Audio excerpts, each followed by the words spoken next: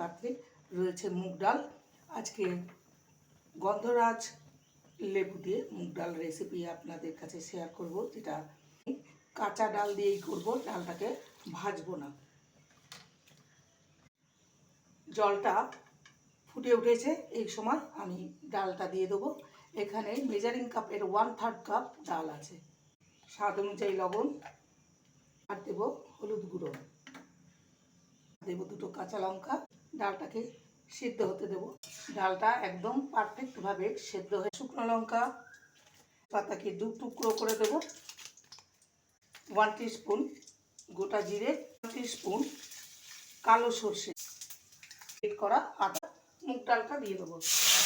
গন্ধরাজ লেবু নিয়েছি, স্লাইস করে কেটে নেব। লেবুর পাতা দেবো ছোটো ছোটো দিয়ে। গন্ধরাজ লেবুর একটু রস দেবো। গন্ধরাজ লেবুর স্লাইস দেবো। 1 টিস্পুন ঘি।